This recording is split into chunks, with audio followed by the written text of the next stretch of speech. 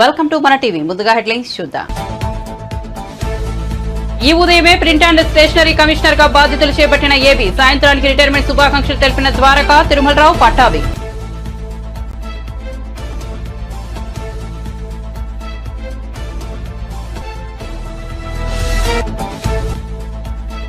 కేసీఆర్ ఇంటికి ప్రభుత్వ ప్రతినిధులు వేణుగోపాల్, అరవింద్ సింగ్. ఉద్యమంలో కీలక పాత్ర ఉందని, అందుకే ఆహ్వానించామని వెల్లడి. ఆహ్వానం పట్ల కేసీఆర్ సానుకూలంగా స్పందించారన్న ప్రతినిధులు.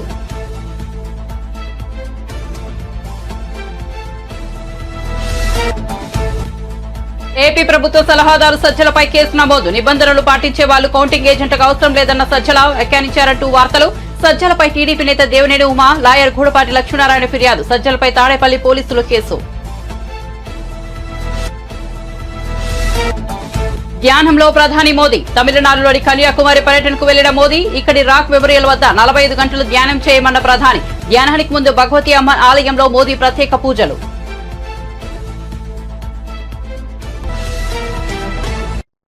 ఇక వార్త వివరాల్లోకి వెళ్తే, సుదీర్ఘ న్యాయ పోరాటం చేసి ఎట్టకేలకు పోస్టింగ్ అందుకున్న ఏపీ సీనియర్ ఐపీఎస్ అధికారి ఏబీ వెంకటేశ్వరరావు ఈ సాయంత్రం ఉద్యోగ విరమణ చేశారు.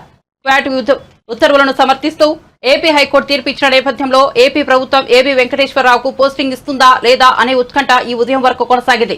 ఎందుకంటే ఏబీ వెంకటేశ్వరరావు మే 31 పదవి విరమణ చేయాల్సి ఉంది. అయితే ఆయనకు రాష్ట్ర ప్రభుత్వం ప్రింట్ అండ్ స్టేషనరీ కమిషనర్ గా పోస్టింగ్ ఇవ్వడంతో ఉత్కంఠకు తెరపడింది. ఈ ఉదయం విజయవాడలోని ముత్యాలంపాడు గవర్నమెంట్ ప్రెస్ లో ఏబీ వెంకటేశ్వరరావు కమిషనర్ గా బాధ్యతలు స్వీకరించారు. సాయంత్రానికి అదే హోదాలో గౌరవప్రదంగా ఉద్యోగ విరమణ చేశారు. పదవి విరమణ చేసిన ఏబీ వెంకటేశ్వరరావుకు APSRTC MD Dwaraka Tirumala Rao, TDP నేత పట్టాభి తదితరులు శుభాకాంక్షలు తెలిపారు. స్వీకరించారు. ఎటువంటి కాంట్రవర్షియల్ ఇష్యూస్ మాట్లాడటం సరికాదు.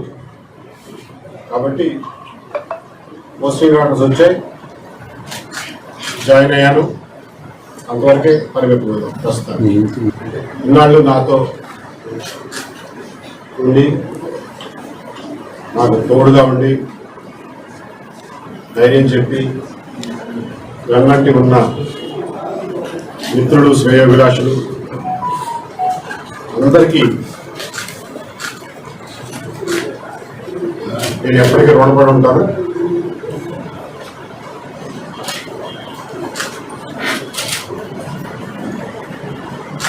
నా ఈ 4 సంవత్సరాల ప్రయాణంలో అన్ని ఒడిదుడుకుల్లోనూ నాతో పాటు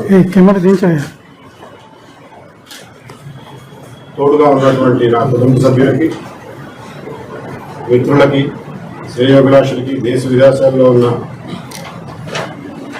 శ్రేయోభిలాషులందరికీ నేను ఎల్లప్పుడూ కృతజ్ఞుడిగా ఉంటాను.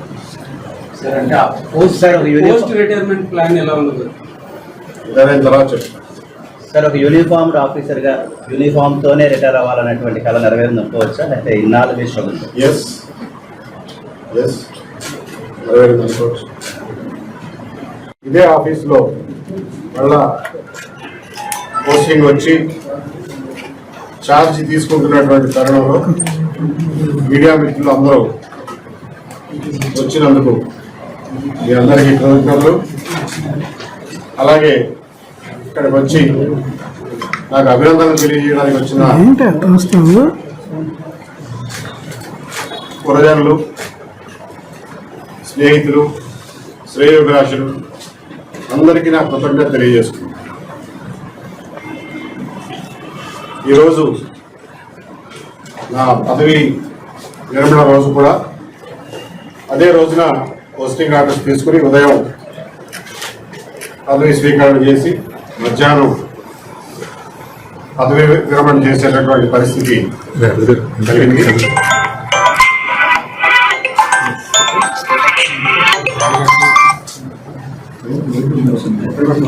దీనికి కారణాలు ఏమైనప్పటికీ కూడా all is well that ends well. Thank you very much.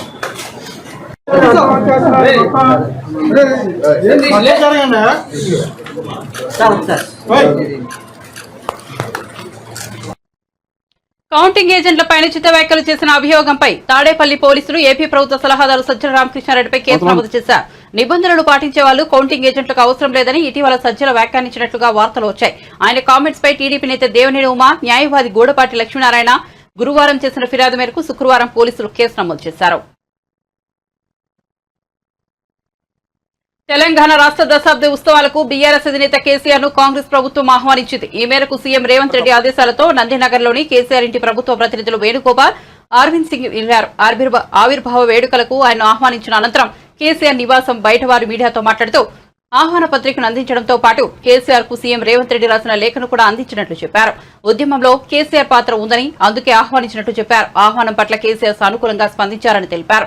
ముఖ్యమంత్రి ఆదేశాలతో ఉద్యమ నేతగా ఆయనను ఆహ్వానించామన్నారు. ఈ వేడుకలో కేసీఆర్ భాగస్వాములు అవుతారని భావిస్తున్నట్టు చెప్పారు.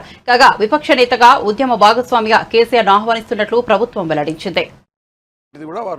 చెప్పడం జరిగింది. వారు వస్తారు వారు అనేటువంటిది ఇంత పెద్ద సందర్భము. ఆ రోజు శ్రీమతి సోనియా గాంధీ గారు ఇన్నేళ్ల కళని సాకారం చేసి తెలంగాణ ఇచ్చినటువంటి తల్లి కూడా ఈ ప్రోగ్రాంలో పార్టిసిపేట్ అవుతూ ఉంది. దీన్ని రాష్ట్ర ప్రభుత్వం అత్యంత ప్రతిష్టాత్మకంగా తీసుకొని అందరు స్టేక్ హోల్డర్స్ని కూడా ఇన్వాల్వ్ చేసి తెలంగాణ లోపల భాగస్వాములందరినీ కూడా ఇన్వాల్వ్ చేసి ఈ కార్యక్రమం రాష్ట్ర ప్రభుత్వం పెద్ద ఎత్తున చేస్తూ ఉంది. కవులు, కళాకారులు, అన్ని రంగాల వాళ్ళందరినీ కూడా దీంట్లో ఇన్వాల్వ్ చేస్తూ ఉన్నాం కనుక తప్పకుండా అందరూ పెద్ద ఎత్తున దీన్ని పార్టిసిపేట్ చేసే దిశలో వీరి భాగస్వామ్యం కూడా మాజీ ముఖ్యమంత్రి గారి భాగస్వామ్యం కూడా ఉంది కనుక వారిని సగౌరవంగా మేము ఆహ్వానించడం జరిగింది. వారు కూడా సానుకూలంగా స్పందించారు. తమిళనాడులోని కన్యాకుమారిలో ప్రధాని నరేంద్ర మోదీ ధ్యానం కొనసాగుతోంది. స్వామి వివేకానంద ధ్యానం చేసిన వివేకానంద రాక్ మెమోరియల్లో మోదీ మెడిటేషన్ కొనసాగిస్తున్నారు. గురువారం సాయంత్రం సముద్రంలోకి వెళ్లిన ఆయన శనివారం మధ్యాహ్నం వరకు అంటే దాదాపు 45 గంటల పాటు ఇక్కడే రేయింబవళ్లు ధ్యానం చేయనున్నారు. అంతకుముందు తాను పోటీ చేస్తున్న వారణాసి లోక్సభ స్థానంలో ప్రచారం ముగించుకున్న ప్రధాని నరేంద్ర మోదీ తమిళనాడులోని కన్యాకుమారి చేరుకున్నారు. అక్కడ ఆయన ముందుగా భగవతి అమ్మన్ ఆలయంలో ప్రత్యేక పూజలు చేశారు. అమ్మవారికి ప్రదక్షిణ చేసి కొబ్బరికాయ, అరటిపండ్లు సమర్పించారు. ఆలయ పూజారులు ప్రధానికి అమ్మవారి చిత్రపటం అందజేశారు. ఇక ప్రధాని మోదీ పర్యటన సందర్భంగా కన్యాకుమారిలో అధికారులు ప్రత్యేక భద్రతా ఏర్పాట్లు చేశారు. కాగా 2019లో ఎన్నికలు ముగిశాక కేదార్నాథ్ గుహాల్లో ధ్యానం చేసిన ప్రధాని ఈసారి తమిళనాడు కన్యాకుమారిలోని వివేకానంద రాక్ మెమోరియల్ ను ఎంచుకున్నారు.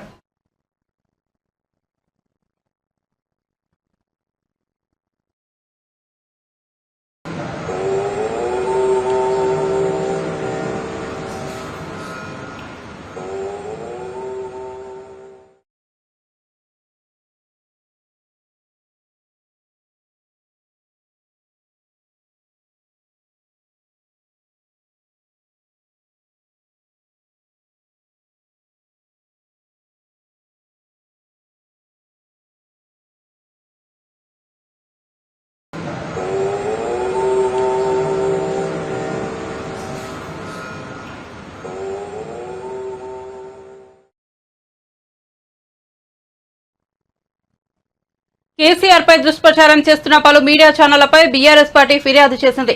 బంజారాహిల్స్ లోని పోలీస్ స్టేషన్ లో పార్టీ తరపున బాల్కసుమార్ ఫిర్యాదు చేశారు. లిక్కర్ స్కామ్ కేసులో కేసీఆర్ ఇమేజ్ దెబ్బతీసేలా ఏబీఎన్, ఆంధ్రజ్యోతితో పాటు పలు మీడియా ఛానళ్లు అసత్య ప్రచారం చేశారని ఫిర్యాదులో పేర్కొన్నారు. అనంతరం హైదరాబాద్ లోని తెలంగాణ భవన్ లో బాల్కసుమార్ మీడియాతో మాట్లాడారు. 2 టర్ములు తెలంగాణ ప్రజల ఆశీర్వాదంతో అద్భుతంగా తెలంగాణ ప్రజల సంక్షేమం, అభివృద్ధి కోసం కష్టపడి నిరంతరం తపన కొద్ది పనిచేసినటువంటి నాయకుడు. ఒక 50 సంవత్సరాల పాటు సుమారు 5 దశాబ్దాలకు పైగా భారత రాజకీయాల్లో, అదేవిధంగా ఉమ్మడి ఆంధ్రప్రదేశ్ రాష్ట్ర రాజకీయాల్లో, తెలంగాణ రాష్ట్ర రాజకీయాల్లో తనదైన పాత్ర పోషించినటువంటి వ్యక్తి. కాబట్టి అటువంటి కేసీఆర్ గారి ఇమేజ్ను, కేసీఆర్ గారి వారి ఔన్నత్యాన్ని, వారి విశిష్టతను తక్కువ చేసే విధంగా ఇష్టం వచ్చినట్టుగా నిరాధారమైనటువంటి వార్తల్ని ప్రసారం చేయొద్దని ఈ సందర్భంగా నేను ఆయా న్యూస్ ఛానల్స్ని కోరుతా ఉన్నా. ఇవాళ ప్రజాస్వామ్యంలో 4th ఎస్టేట్ అంటారు మీడియాను.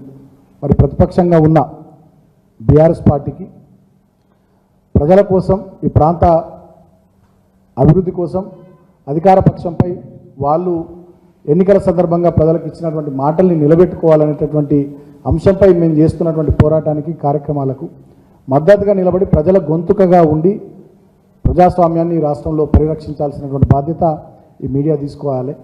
అబద్ధాలను ప్రసారం చేయడం, అవాస్తవాలను ప్రసారం చేయడం, కేసీఆర్ గారి మీద కోపం కొద్ది కొంతమంది ఏదో చేస్తే దాన్ని ప్రచారం చేయడం, ఈ రకమైనటువంటిది ఇది మంచిది కాదు. ఈ పద్ధతి మానుకోవాలని చెప్పి కూడా నేను హితవలుపుతా ఉన్నా. డెఫినెట్గా బీఆర్ఎస్ పార్టీ నిర్ణయం తీసుకున్నది. రాబోయే రోజుల్లో కూడా మేము రాజ్యాంగానికి లోబడి చట్టబద్ధంగా లీగల్ ఫైట్ ఖచ్చితంగా అవి న్యూస్ ఛానల్స్ అయినా అవి పేపర్లైనా సోషల్ మీడియాకి సంబంధించినటువంటి అంశాలైనా డెఫినెట్గా కేసీఆర్ గారి ఇమేజ్ కానీ బీఆర్ఎస్ పార్టీ నాయకుల ఇమేజ్ దెబ్బతీసే విధంగా ఎవరు కూడా తప్పుడు వార్తలు తప్పుడు స్టోరీలు ఏవి కూడా ప్రసారం చేసినా తప్పుడు కథనాలు ఏవి కూడా ఇచ్చినా ఖచ్చితంగా మేము ఫైట్ చేయాలని చెప్పి నిర్ణయించుకున్నాం. ఈ విషయంలో ఎవరిని విస్మరించము, వదిలిపెట్టబోము. ఖచ్చితంగా చట్టపరంగా మాకున్నటువంటి రాజ్యాంగపరమైనటువంటి హక్కుల్ని న్యాయపరంగా మేము వినియోగించుకుంటాం. సో నేను మళ్ళొకసారి కూడా కోరుతా ఉన్నా, సో ఇటువంటి మానుకోవాలని చెప్పి సదరు మీడియా సంస్థల్ని కోరుతా ఉన్నా. మేము పోలీస్ శాఖ వారిని కూడా ఇందాక కోరినాం. మేము అక్కడ బంజారాహిల్స్ పోలీస్ స్టేషన్లో కంప్లైంట్ ఇచ్చినప్పుడు ఖచ్చితంగా ఇటువంటి కంట్రోల్ చేయాలి. మేము ఇచ్చినటువంటి పిటిషన్ను స్వీకరించి వివిధ సెక్షన్లలో మేము మెన్షన్ చేసినాం. ఏ రకంగా వాళ్ళు తప్పుడు వార్తలు ప్రసారం చేసిర్రు, ఏ రకంగా ఉద్దేశపూర్వకంగా కేసీఆర్ గారి ఇమేజ్ను దెబ్బతీయాలని చెప్పి కుట్రపూరితంగా ఈ రకంగా చేసిర్రో సెక్షన్స్ కూడా మేము మెన్షన్ చేసి మరి ఇచ్చినాం. సో వాటి ప్రకారం చర్యలు తీసుకోవాలని చెప్పి కూడా మేము కోరడం జరిగింది. సో భవిష్యత్తులో ఇటువంటి జరగకుండా పోలీస్ యంత్రాంగం కూడా తమ వంతు పాత్ర పోషించాలని చెప్పి కోరడం జరిగింది. సో అంతిమంగా డెఫినెట్గా బీఆర్ఎస్ పార్టీ ఒక ప్రధాన ప్రతిపక్షంగా ఈ రాష్ట్రంలో ప్రభుత్వం ప్రజలకు ఇచ్చినటువంటి హామీలను నిలబెట్టుకోవడానికి ప్రభుత్వంపై పోరాటం చేస్తూనే తెలంగాణను తెచ్చిన పార్టీగా తెలంగాణను 10 ఏళ్ళు బ్రహ్మాండంగా అభివృద్ధి దిశగా దేశానికే తలమానికంగా తీర్చిదిద్దినటువంటి పార్టీగా తెలంగాణ అస్తిత్వం కోసం, తెలంగాణ సంస్కృతి పరిరక్షణ కోసం, తెలంగాణ ప్రాంత ప్రయోజనాలు, తెలంగాణ ప్రజల హక్కుల కోసం నిరంతరం కేసీఆర్ గారి నాయకత్వంలో ఈ పార్టీ ఎవరెన్ని కుట్రలు చేసినా, ఎవరెన్ని తప్పుడు కథనాలు సృష్టించినా, ఎవరెన్ని వ్యక్తిత్వాలను దెబ్బతీసే మా నాయకుల వ్యక్తిత్వాలను దెబ్బతీసే ప్రయత్నాలు చేసినా మా పోరాటాన్ని ఖచ్చితంగా కొనసాగిస్తాం. నేను మీడియాను కూడా కోరుతా ఉన్నా, ప్రజాస్వామ్యంలో మీరు 4th ఎస్టేట్, డెఫినెట్గా మీరు కూడా సహకరించండి. అందరం కూడా కలిసి రాష్ట్ర ప్రజలకు ప్రయోజనం కలిగే విధంగా, రాష్ట్రం మంచిగా ముందుకు సాగే విధంగా ప్రతిపక్షంగా, అదేవిధంగా మీడియా ప్రజాస్వామ్యంలో 4th ఎస్టేట్గా కలిసి పనిచేద్దామని చెప్పి కూడా నేను కోరుతా ఉన్నాను. Thank you.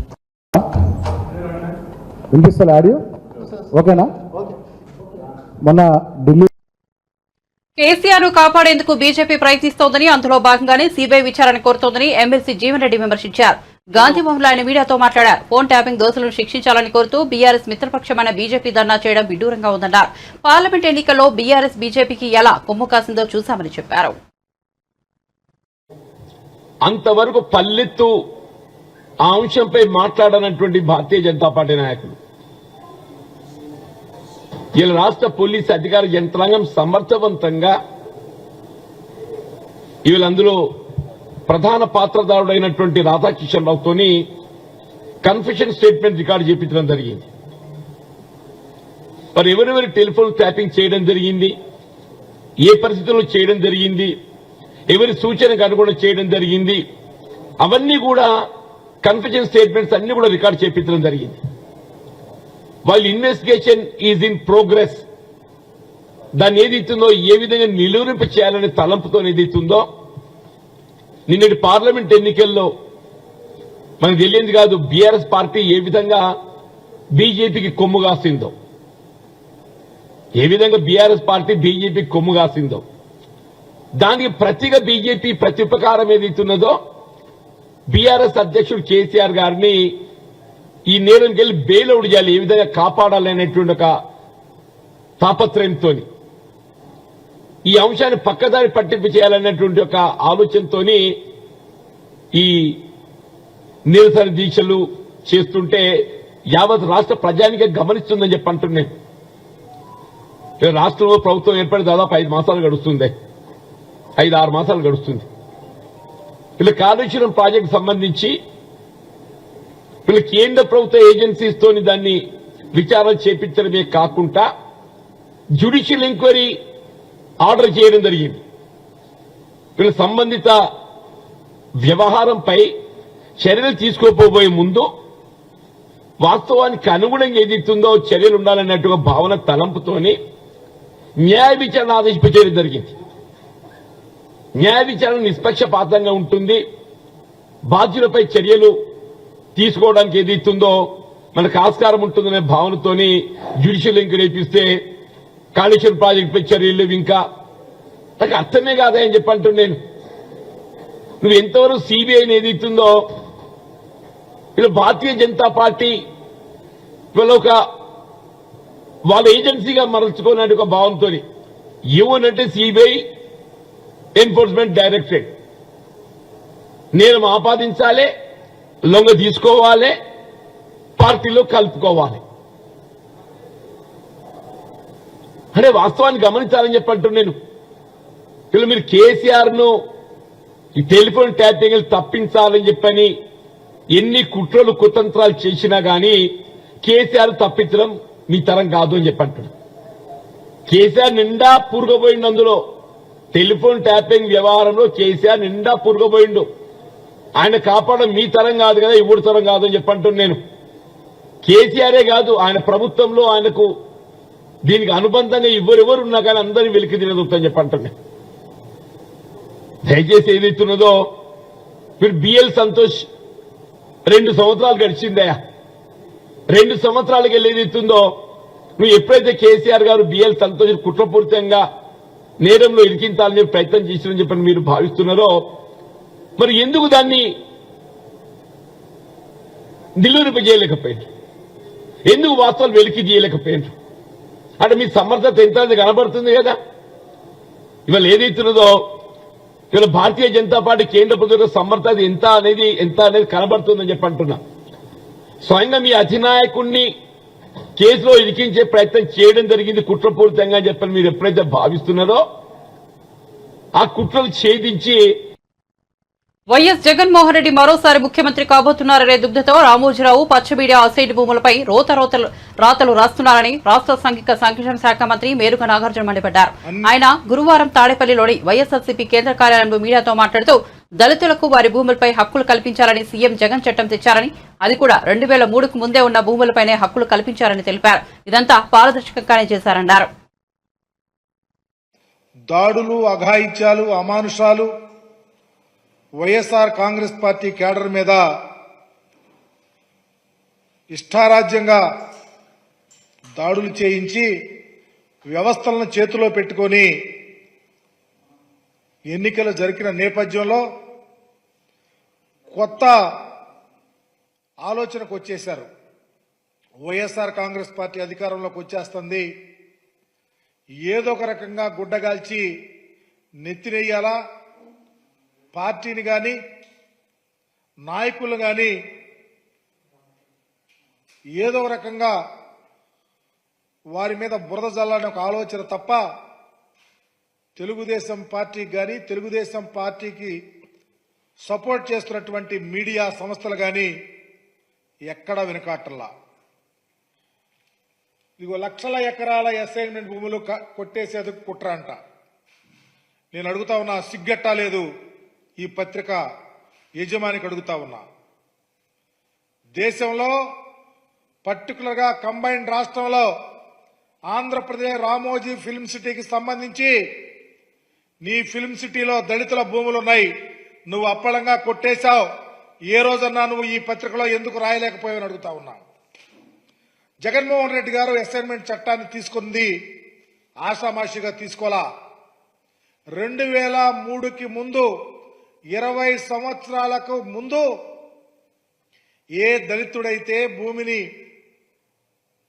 పండించుకుంటా ఉన్నాడో, వారి పేరు మీద ఉందో దానికి ఒక ప్రత్యేకమైన చట్టం తెచ్చి ఒకవేళ ఎవరైనా మధ్యలో దానిని రాయించుకున్నా 20 సంవత్సరాలు అయిపోయిన తర్వాత అదే దళితుడకు దానిని అసైన్ చేసి వాళ్ళకు హక్కు కల్పించాడు. మీరు రాసిన వెర్రి రాతలకు ఎవరో వాళ్ళు చేయించుకున్నారు, వీళ్ళు చేయించుకున్నారు లేకపోతే అని చెప్పి రాస్తే అవి కాదు. 20 years కంప్లీట్ అవ్వాలా. మరలా ఏ దళితుడికైతే అసైన్ చేసిందో ఆ దళితుల పేరు మీద వస్తే వాళ్ళు అమ్ముకోవచ్చు, ఎవరైనా కొనుక్కోవచ్చు. ఏదో నాగార్జున ఇంకొకళ్ళో రాయించుకున్నారు చెప్తా ఉన్నారే, అవన్నీ అభూత కల్పనలు. మేము చెప్తా ఉన్నాం, ఎవరు రాయించుకున్నా చట్టానికి లోబడి రిజిస్ట్రేషన్ అవ్వాల్సిందే. మీకులాగా రాజధాని ప్రాంతంలో చంద్రబాబు నువ్వు నీ అంటుకో 4,000 కోట్ల రూపాయలు ఖరీదు చేసే దగ్గర 1,100 ఎకరాలు తెలంగాణ రాష్ట్ర చిహ్నంలో అమరవీరుల స్తూపం ఉంటే కేటీఆర్ కు అభ్యంతరం ఏమిటని T Congress working president Mahesh Kumar Goud ప్రశ్నించారు. ఆయన గాంధీభవన్ లో మీడియాతో మాట్లాడుతూ బీఆర్ఎస్ ను కేటీఆర్ ను నమ్మే స్థితిలో ప్రజలు లేరని అన్నారు. ప్రజల ఆకాంక్షల మేరకే ప్రభుత్వ పాలన ఉంటుందని మహేష్ కుమార్ గౌడ్ పేర్కొన్నారు. స్పోక్స్ పర్సన్ అందరు కలిసి వాళ్ళ ఘనత కేసీఆర్ కుటుంబ సభ్యులది. 10 ఏళ్లుగా నీళ్ల పేరిట భూముల పేరిట విచ్చలవిడిగా దోపిడీకి పాల్పడినందున వారిని ప్రజలు తిరస్కరించి ప్రజాస్వామ్య పద్ధతిలో ఇవాళ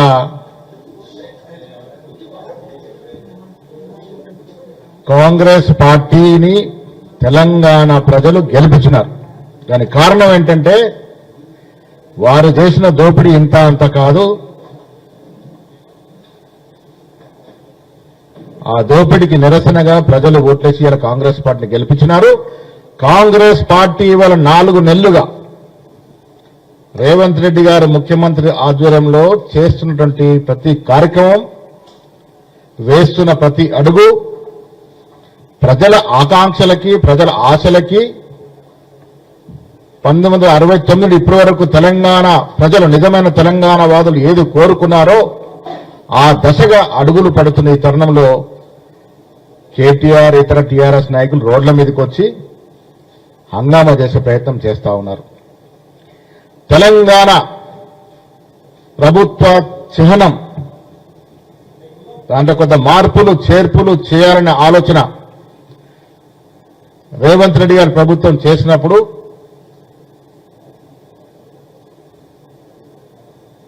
తెలంగాణ ఎంబ్లంలో చిహ్నంలో అసలు తెలంగాణ రావటానికి కారకులైనటువంటి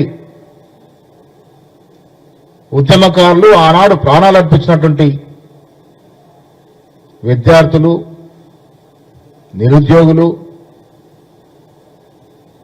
వారి జ్ఞాపకార్థం ఉంచుకున్నటువంటి అమరవీరుల స్తూపాన్ని తెలంగాణ చిహ్నంలో తీసుకొస్తామంటే మీకున్న నొప్పేంటని అడుగుతా ఉన్నాను. కేసీఆర్ కేటీఆర్ కి అమరవీరుల స్తూపం యొక్క ఆకారాన్ని తెలంగాణ ప్రభుత్వం రూపొందించే చిహ్నంలో పెడతానంటే మీకున్న కడుపు నొప్పి ఏమిటని అడుగుతా ఉన్నాను. అమరవీరుల స్తూపం యొక్క ఆకారాన్ని ఎందుకు పెట్టకూడదని అడుగుతా ఉన్నాను. ఎందుకు ఇంత నానా యాగి చేస్తా ఉన్నారు మీరు? వారి వల్లే కదా తెలంగాణ వచ్చింది. ఆ అమరుల త్యాగాల వల్ల తెలంగాణ వచ్చింది. ఆ అమరులు స్మరించుకునే విధంగా ఆ అమరుల స్తూపాన్ని తెలంగాణ చిహ్నంలో జత చేస్తే మీకున్న నొప్పేంటి, బాధ ఏంటి? ఎందుకింత నానా యాగి మీరు చేస్తా ఉన్నారన్న మాట అడుగుతా ఉన్నాను. దీనికి కారణం మాకు అర్థమవుతుంది ఏంటంటే అమరవీరుని స్మరించుకుంటే ఇప్పటి వరకు చేవెళ్ల బీజేపీ ఎంపీ అభ్యర్థి కొండా విశ్వేశ్వరరెడ్డి కీలక వ్యాఖ్యలు చేశారు. శుక్రవారం ఆయన మీడియాతో మాట్లాడుతూ 2017 కంటే ముందు నుంచే ఫోన్ వ్యవహారం నడుస్తోందని కీలక ఆరోపణలు చేశారు. ఈ విషయంలో బీఆర్ఎస్ పార్టీని డిజాల్వ్ చేయాలని ఈసీకి లేఖ రాస్తా అని కీలక ప్రకటన చేశారు. ఫోన్ ట్యాపింగ్ వ్యవహారంలో సీఎం రేవంత్ రెడ్డి కూడా బాధితులే అని గుర్తు చేశారు. నిందితులను శిక్షించకపోతే బీఆర్ఎస్ కాంగ్రెస్ కు మధ్య ఒప్పందం ఉందని ప్రజలకు తెలిసిపోతుందని అన్నారు. నిందితులు ఎవరో తెలిసాక కూడా మౌనం మంచిది కాదని హితవు పలికారు. దీని మీద మా హక్కే ఉండని అది వాళ్లకు నెత్తిలకెక్కిపోయింది. కానీ ఈరోజు మనం ఫోన్ ట్యాపింగ్ గురించి వింటున్నాము. అది నిన్న మొన్న కాదు, అది 2017 కంటే ముందు నుంచే జరుగుతున్నది. అప్పుడే వాళ్ళు ఫోన్ ట్యాపింగ్ ద్వారా మరి ఎన్నో సర్వేల ద్వారా అప్పుడే తెలిసిపోయింది ఏంటంటే టిఆర్ఎస్ పార్టీ ఓడిపోతుంది. అందుకే ఎంతో మందిని హింసించిండ్రు, ఎంతో మందిని బైండ్ ఓవర్లు చేసిండ్రు, ఫోన్ ట్యాపింగ్లు చేసి అది కూడా ఎట్టి పరిస్థితులు ఓడిపోతామని మొట్టమొదటి తెలంగాణ ప్రభుత్వము 5 ఏళ్లు కూడా పాలించలేకపోయినరు. అది ముందస్తు ఎలక్షన్స్ పెట్టుకుని రా భయానికి. అప్పటి నుంచి ఇప్పటి వరకు ఫోన్ ట్యాపింగ్ల ద్వారానే లేకుంటే పోలీసును ఒక యంత్రంగా లేకుంటే ఒక ఆయుధంగా అస్త్రం తిరిగా వాడుకోనే గెలిచిన పార్టీ అది టిఆర్ఎస్ పార్టీ, ఇప్పుడు బిఆర్ఎస్ పార్టీ. ఆ పార్టీని నేను ఎలక్షన్ కమిషన్ కు తప్పక రాస్తాను. ఆ పార్టీని డిజాల్వ్ చేయాలి.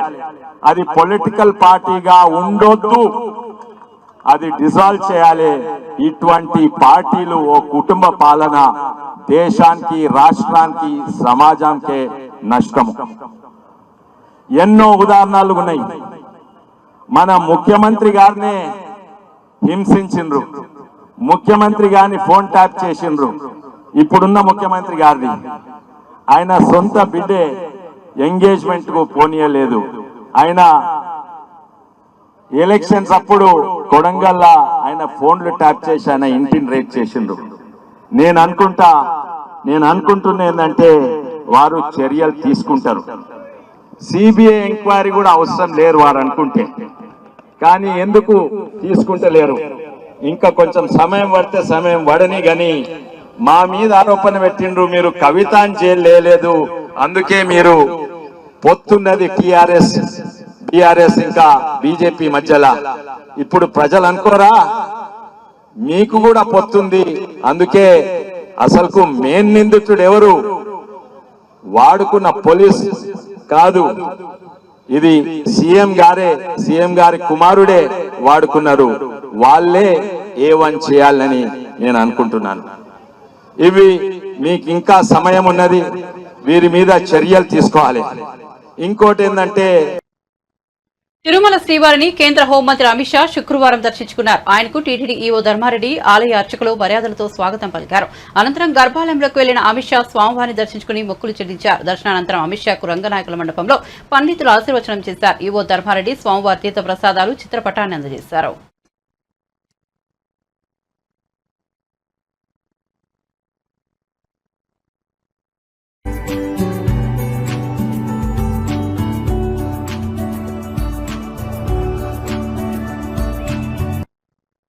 రెండు రోజుల ముందే కేరళ తీరాన్ని తాకిన నైరుతి రుతుపవనాలు ముందుకు కదిలేందుకు అనుకూల పరిస్థితులు ఉన్నాయని భారత వాతావరణ సంస్థ వెల్లడించింది. ఏపీలో ప్రస్తుతం అత్యధిక వేడిమి నెలకొందని, రుతుపవనాల ఆగమనానికి ముందు ఉష్ణోగ్రతలో పెరుగుదల సహజమేనని ఐఎండీ వివరించింది. మరో 2-3 రోజుల పాటు ఏపీలో అత్యధిక ఉష్ణోగ్రతలు కొనసాగుతాయని పేర్కొంది. జూన్ 5లోపు రాష్ట్రంలోకి రుతుపవనాలు ప్రవేశిస్తాయని వెల్లడించింది. ప్రస్తుతం నైరుతి రుతుపవనాలు కేరళ, ఈశాన్య రాష్ట్రాల్లో విస్తరించాయని ఐఎండీ తాజా బులెటిన్లో తెలిపింది. బులెటిన్ ముగించే ముందు హెడ్లైన్స్ మరోసారి చూద్దాం. ఈ ఉదయమే ప్రింట్ అండ్ స్టేషనరీ కమిషనర్ గా బాధ్యతలు చేపట్టిన ఏబీ, సాయంత్రానికి రిటైర్మెంట్ శుభాకాంక్షలు తెలిపిన ద్వారకా, తిరుమలరావు, పట్టాభి.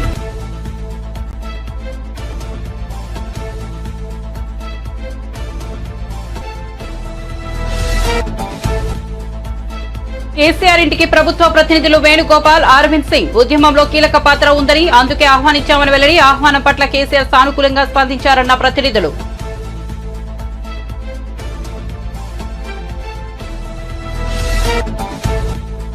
ఏపీ ప్రభుత్వ సలహాదారు సజ్జలపై కేసు నమోదు. నిబంధనలు పాటించే వాళ్లు కౌంటింగ్ ఏజెంట్గా అవసరం లేదన్న సజ్జల వ్యాఖ్యానించారంటూ వార్తలు. సజ్జలపై టీడీపీ నేత దేవినేని ఉమా, లాయర్ గూడపాటి లక్ష్మీనారాయణ ఫిర్యాదు. సజ్జలపై తాడేపల్లి పోలీసులు కేసు. ధ్యానంలో ప్రధాని మోదీ. తమిళనాడులోని కన్యాకుమారి పర్యటనకు వెళ్లిన మోదీ ఇక్కడి రాక్ మెమోరియల్ వద్ద 45 గంటలు ధ్యానం చేయమన్న ప్రధాని. ధ్యానానికి ముందు భగవతి అమ్మ ఆలయంలో మోదీ ప్రత్యేక పూజలు.